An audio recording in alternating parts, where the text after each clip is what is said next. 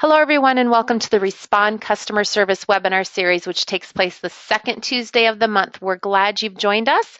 Today, we are pre-recording today's topic, and I'm going to hand things off to Jeromy in just a second. But before I do that, I do want to still remind everyone that we have 3 more EMS billing trainings left for the 2017 year. So if you haven't yet registered in one of those locations, are fairly convenient for you to get to. We'd encourage you to get registered. You can just go to tritech.com and then check out the customer community section. Go to the Respond customer community, and that should have information on more details about these, hotel information, so forth, and also a way to get registered.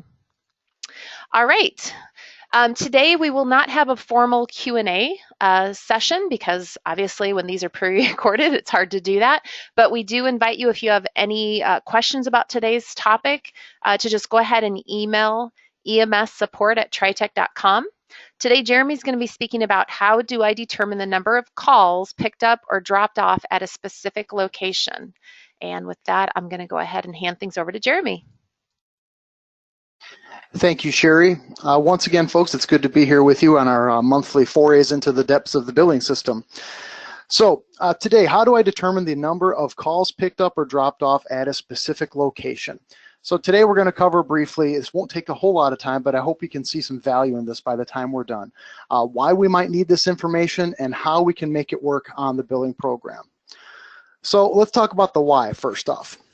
If we're honest with ourselves, we were probably all guilty at some point back in our school days of thinking or even making the mistake of mumbling the question, when am I ever going to use this? And that was probably us sitting in the back of the classroom, exasperated over all these details that we can't figure out. But the same could also be said perhaps of the depths of the reporting capabilities in the billing software. You can run a million reports on a million different things, but you may wonder sometimes, when am I ever going to use this?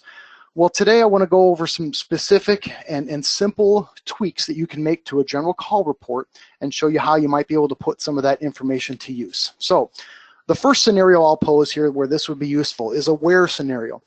Here it is. Your agency is thinking about opening up another station house somewhere in town. Where do you put that station house? Do you put it over here on this side of town, or do you go over to the other side of town? A call report based on pickup and drop-off location can help you determine where you travel the most and help you make that kind of a decision in a much more informed way. Here's another scenario. Here's a how much scenario. Let's say you have an annual traffic review that you want to post. How often do we go to one side of town or the other? You can get that information off of the same type of report. Let's say you have a contract with a local hospital.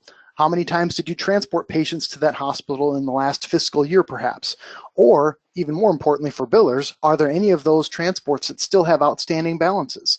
This simple call report based on pickup and drop-off location can get you to all of those bits of information.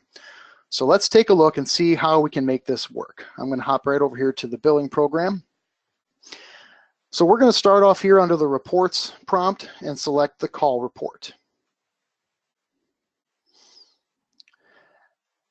And under the call report, first thing you need to do if you want to get real specific, you can check under the basic filters tab and you can select a date range for your report, whether you want last year or year to date, however you want to configure that. And then to get to the specifics of today's conversation for pickup and drop-off locations, that's found under the Flexible Filters tab. So under your first flexible filter, for our first example here, I'm going to select the drop-off location. And then I'll look under the magnifying glass, or as some people have affectionately termed it, the lollipop, and remove the filter. Give this a moment to populate here.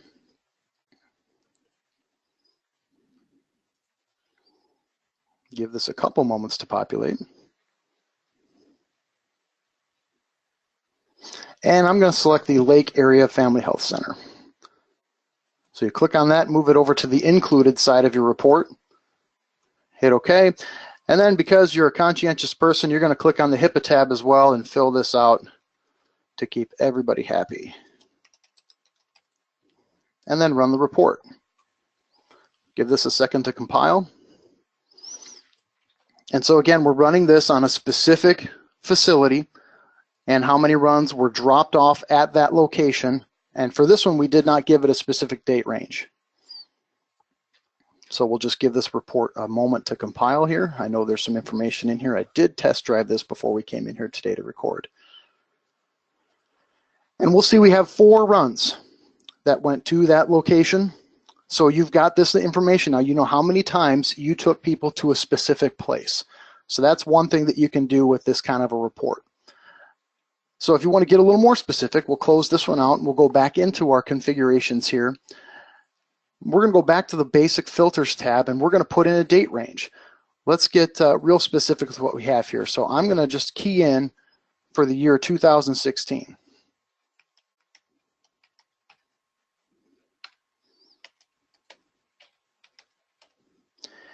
And then I'm going to make one more adjustment on the basic filters tab, and that's down here in the call balance speculation.